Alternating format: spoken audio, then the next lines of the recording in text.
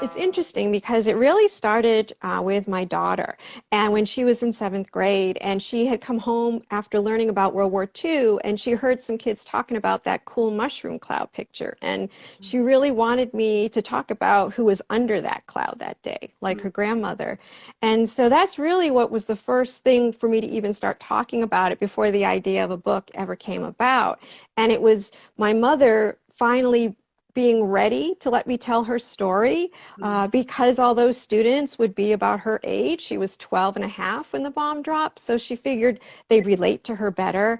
And more importantly, they're going to vote someday. So they would know that nuclear weapons should never be used again. And so my daughter kind of brought me into this. And then when I started talking to her school, other schools heard about it in the area in North Carolina. And then they wanted me to do some for them. And that's when they asked if there might be anything, because they really didn't have anything on the Pacific side for their curriculum. And so I remember, that was the big thing where I decided I have always loved writing, but I never thought about doing it seriously again. So when I told my mom I'm going to write this book, and she was so shocked, her reaction always resonates with me every time I can hear her saying, I can't believe anyone would want to know, about a little girl in Hiroshima. And so I wanted to make sure that what I wrote would be able to supplement the two little paragraphs and maybe a mushroom cloud picture in a textbook. I wanted to show their, the culture that they had, the political mindset at that time, to show their customs, because I think whenever we have historical fiction and we talk about their customs, it's sort of like giving an inner dialogue so you can see their heart. You can see what really matters to them when they do these things. And that way, I wanted it to have more of an emotional impact than what you would get just from those two paragraphs. And I think then when they read that, even though it was 77 years ago, it's so important because, the ones that we think don't belong or could be the enemy, they're not really that different from ourselves. We all have emotions. A lot of the things my mom feared and wished for peace, the Allied children were doing the same thing. So I think it's really important that we can make that connection, because needing to make a connection with other people through your emotions is timeless. So it doesn't matter how long ago something happened, but we always need to find that humanity, because otherwise we're just as apt to make the same mistakes all over again. And sadly today, you still hear, about using nuclear weapons. And, it saddens and it angers me to think that we could even feel that it would be a low weight nuclear weapon. I mean, there's no such thing, the type of damage that can be done. So it was really my mom's story, my mom's inspiration, my daughter. So it was like a 3-generation that kind of came into this. And my mom always referred to us as the 3 Ishikawa women. Ishikawa was her maiden name. And she felt that we could do anything together, that we'd be strong. So it's nice, that I can visit with her whenever I talk about this. I love that. And I love the connection that you make with, like you said, with your mom, but also with your daughter. And it's interesting because you wrote a really beautiful blog post about telling this story. And I think this is something that a lot of kids who are of mixed heritage will relate to, because your blog post was titled, Am I Asian Enough? Am I American Enough? Like, were you able to, kind of the idea that were you Asian enough to tell this story? And your answer was yes, but you talk about how that was kind of a journey for you to get to that. Yes. So can you tell us some about that? Sure. Absolutely. I think growing up, I didn't know too much about my Japanese side. My mother really tried to Americanize things at the home. So, and then when I went to school, I was one of the only Asian kids for the first few years. And then there was a few more, but there weren't any really in my neighborhood either. So what my mother was hoping to avoid with racism or these type of comments, I still had, even though she tried to make everything, And so when I went into high school and college, I still didn't really deal with the Japanese piece of it. You just want to blend in at that time, And when I went to college back in the day, we didn't have Japan clubs or anything like that. So it really wasn't until I had my daughter when I realized how important I wanted to bring in some of the Japanese customs, and so she'd know them. And I realized then, well, I can now embrace my Japaneseness And by embracing that doesn't mean I don't embrace my American side, because my dad was a white American. So that in itself had its own little dynamic when I did decide to write the book. You know, my father was the one that said, you know, whose lens are you writing this through? And at first I was kind of stumped, but then I said, well, you know, the only lens that matters, you know, is that 12-year-old girl. It doesn't matter what country she was in, but this is what she experienced. And I wanted to do that so I could honor my mom and her culture in that way. So it is tough. And even now when things happen with racism, you know, I always wonder, well, I'm only half, so can I still speak up on these things? Or people wouldn't think that I was Asian enough for things. They look at my name, you know, and it couldn't be any less Asian.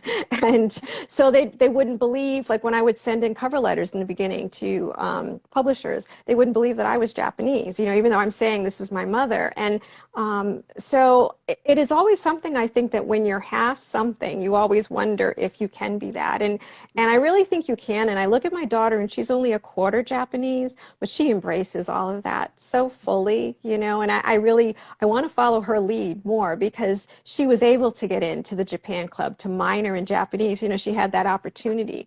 So I think it's wonderful what all the younger people have now, because there are podcasts and there are magazines now that they never had before. And I can connect with so many more people who are like me, and it's so wonderful to be able to do this, you know, even at my advanced age. So. It is. I mean, not that it has obviously taken care of the issue, but I think being able, like you said, to be able to connect with other people who have a similar background, similar story, is it helps with probably the isolation, you know, that many people experience. Definitely. And Definitely. but I wanted to go back to the idea that you talk about how your mother's story has inspired you and how it continues to really give you strength. Because I did want to talk about, I mean, I love talking about The Last Cherry Blossom, but you mentioned that you might give us a little sneak preview of Sneak the peek. sequel you're working on. Talk about it in the, I don't know if you want to talk first and then read, or if you want to read your sample and then talk about it. Because, go ahead. I'll talk about it so I can kind of give an idea of what the sequel is going to be about. And it's still in the work in progress, but it takes place about 4 years after my mother, after the atomic bombing. She's moved to Tokyo with a family member that she didn't know existed. You'll have to read The Last Cherry Blossom to find out who that is. So when she moves there, she's not just dealing with the occupation forces or the cover-up about the atomic bombing. She's also dealing with her emotional issues such as PTSD, even though that wasn't named back then. She had a lot of survivor guilt. You know, she wasn't sure if she should try to make friends again, because she just thought, well, they could just be taken away. And it hurt too much when she lost her best friend.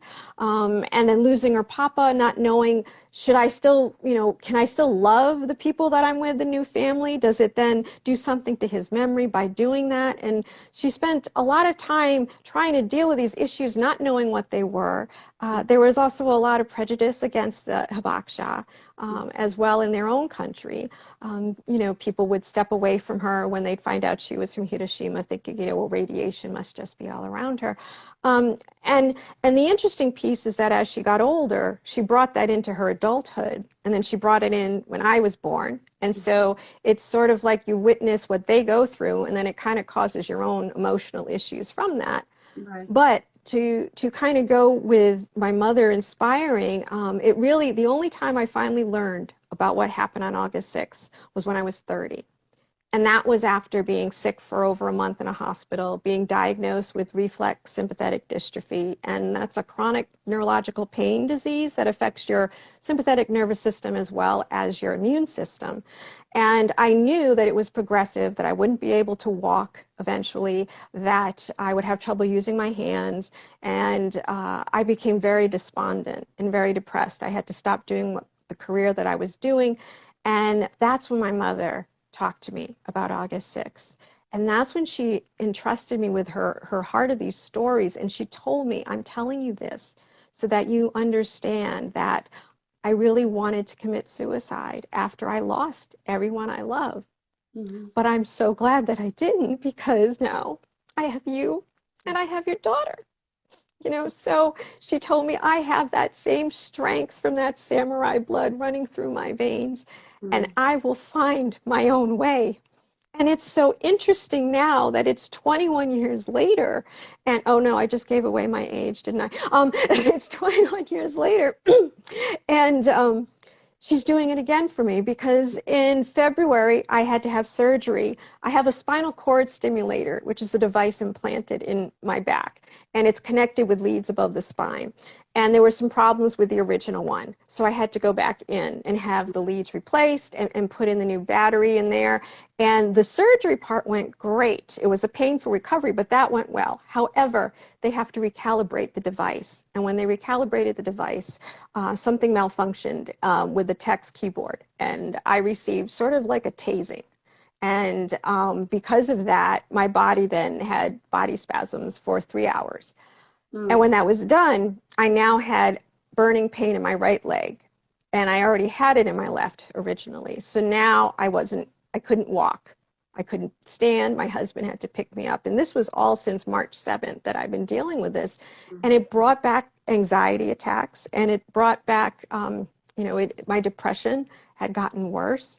And, I was thinking of how do I get past these anxiety attacks? How do I get back to writing again? And I don't feel like a person. I feel like a big ball of pain.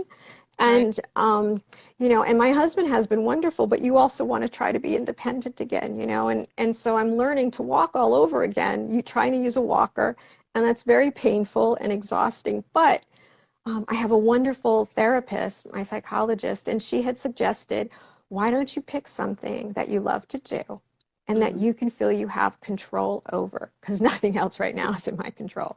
And so I thought about it, and I love talking about my mom and what she went through. And I Mhm. love talking with students, and I could control, all right, today I'm going to be doing this one, and it's just, it's at 45 minutes, and I can set my mind to doing that.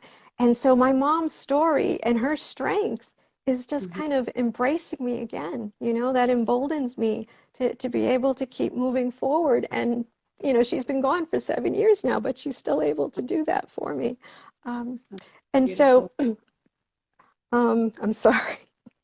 No, thank you for sharing this. I know this is very personal story, and I appreciate you feeling like you can share that with us. Thank you. Thank you for all the love. I can see the little hearts. Thank you. Um, but what I would do now is I'd love to read to you as a part of the first chapter. And put on my reading glasses. And here we go. Chapter 1. Stop being a coward, Yuriko. I squeezed my eyes shut as my clenched fists tapped at my legs. My body vibrated with the rumbling on the metal tracks. The rhythmic chugging of the train engine turned into the drum beats from an American jazz record. Memories flashed through my mind. My best friend Machiko pulling up a tatami mat in her room, revealing the record she hid after the government outlawed American music. Her and I laughing while we snapped to the beat as we listened in secret. The warmth of the midday sun on my face reminded me of the warm spring day 4 years ago when Machiko, her family, and mine sat on blankets in Hijiyama Park to celebrate the Cherry Blossom Festival. The last time my whole family gathered together, I pictured my papa toasting to the beauty of a life spent with family. It saddened me that even though every night I pictured the last time papa said he loved me, his voice still faded a bit from my memory. I originally thought that this nightly ritual would stop my nightmares. I was wrong. An air raid siren wailed. I inhaled the acrid smoke from the fires. I coughed and opened my eyes. I recognized the sound as a train whistle, not an air raid siren. I realized it was smoke from the approaching coal engine, not from the whirlwinds of fire. My heartbeat raced, and with each beat, the shushing in my ears blocked out almost all other noise. The train whistle blew in continuous short spurts as it got closer. I took a deep breath and waited.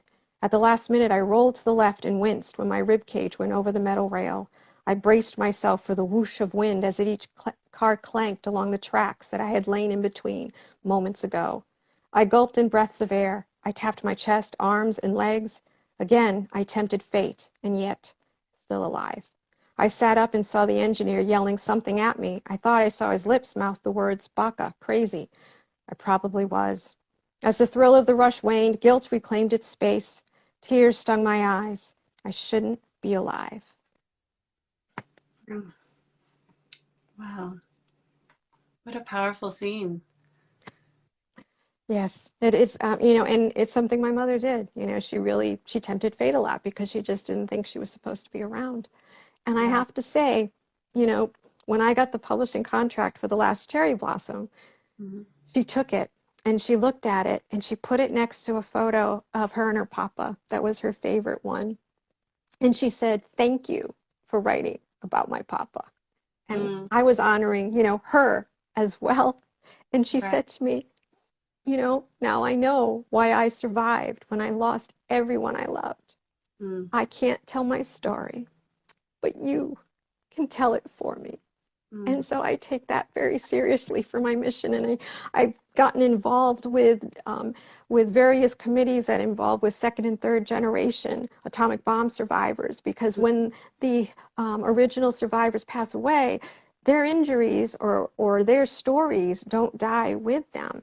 And as a second generation, I'm affected not only just physically, because the reflex sympathetic dystrophy is related to my mom's radiation that she was mm, exposed to in the atomic bombing. And I had a lot of deficiencies in my immune system from that. And so I deal with that every day, but I also emotionally, you know, of watching her and not understanding the moments of anger that didn't make sense, right. or the way that she reacted to certain sounds, or sitting in her room, you know, for like a week in the dark, you know, and not understanding why. And it kind of comes with you. And my daughter, as a third generation, you know, she watched me get sick, you know, and she heard what happened to my mom. And so, you know, I'm very grateful that she's also taking a part in nuclear disarmament, you know, on her own, in doing some things. And we've been able to do some programs together, which has been so special to be able to honor my mom and all the hibakusha in that way. And I just find it so important that we look at the second and third generations as well, Mm, on how that is done. And so, you know, mental health for my mother was a stigma. She wouldn't do it. You know, she went once. mm. And then they mentioned Pearl Harbor and said, you know, well, they did that. And you know, my mother didn't know what to say to that. And it's not, if because one happens doesn't justify the other in either case. Both were horrible, but to have that thrown at her, that was it. And she could have gotten some help, but then she wouldn't go anymore. And you know, it's,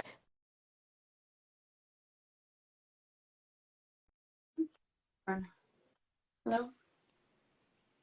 Hi, can you? oh, hello. Yes, I can see you.